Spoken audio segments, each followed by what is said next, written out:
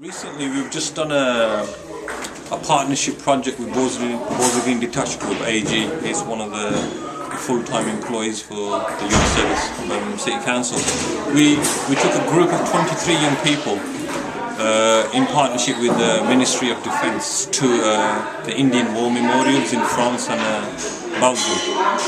And the purpose of that was to take a group of young Muslim people from Birmingham and show them that the input the Indian Army had in the First and Second World War. Approximately 5,000 Muslim soldiers and Indian soldiers died, and their bodies were never recovered. And in France, in Memengate, there's a memorial there. And then further up in Belgium, there's a larger memorial for the Commonwealth soldiers, which has 50,000 soldiers' names engraved on it, where the group laid a wreath on behalf of the soldiers. So the three youths we're going to be talking to soon, how do you feel this has impacted them? Well, when I approached the group, they had no insight that there was any involvement from the Indian Army. I say the word Indian Army, this is prior to the separation, the partition, so there was no Pakistan and Bangladesh. So when I asked them, did you know that there was so many Muslims that were involved? In approximately 4 million Indian soldiers come over in the First and Second World War.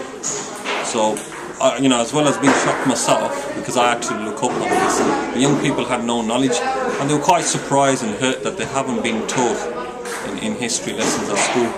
So this is a lesson for me as well. So one of the aims is for them to come back, hopefully.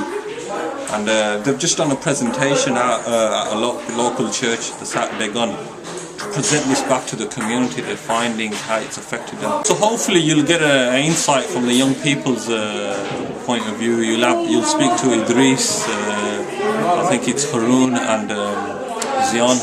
So the all three took part in this residential. And hopefully Idrees will have a better insight, because he'll be presenting himself, or he has presented himself on Saturday.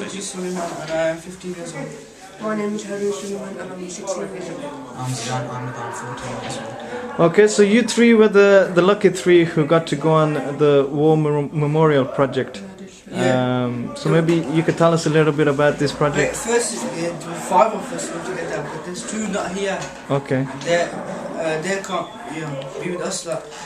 Basically what we did, we went to Belgium and France to see the war memorials, to find out more about how much the Muslims contributed to the World War I and World War II, okay. Which we weren't taught in school or anywhere else.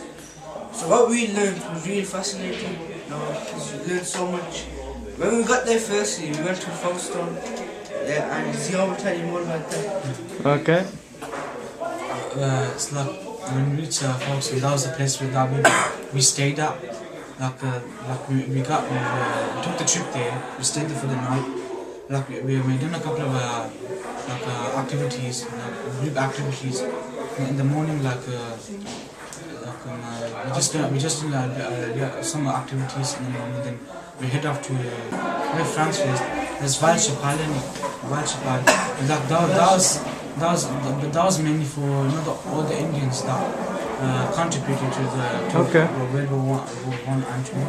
So, and how do you feel that this has influenced your lives? Do you think it has helped you? Yeah, like he said, when we went on our way there, we had different section of kids. We had 3 sections of kids, not kids, but people, all boys obviously. We had one section with us, not the quiet ones. We had the really loud ones. We had the gangster type ones in it. The attitude changed a lot from the way they were on the way back than the way they were on the way there. There's about 5,000 people, or a bit more than that. Well, I can't more than that. Man, that little drive.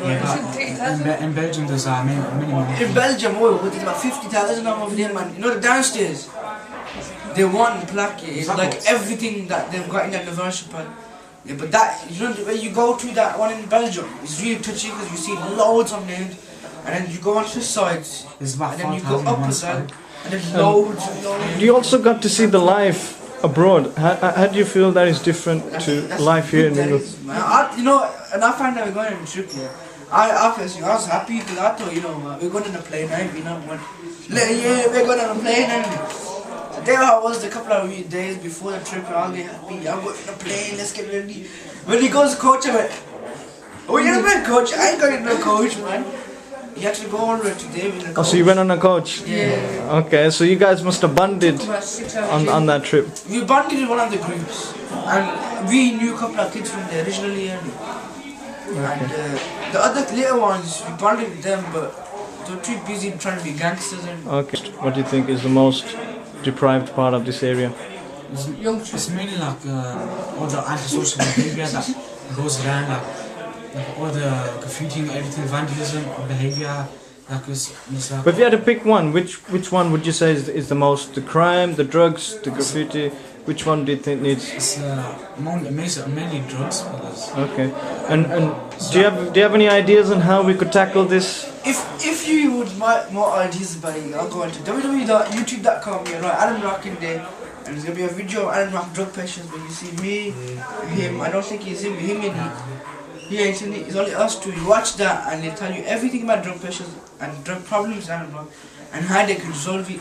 And what I do mostly is what Adam Rock is slacking off is youth clubs. Okay. Or the opportunities for more kids. It's Okay. different. Thanks guys, thanks for your time.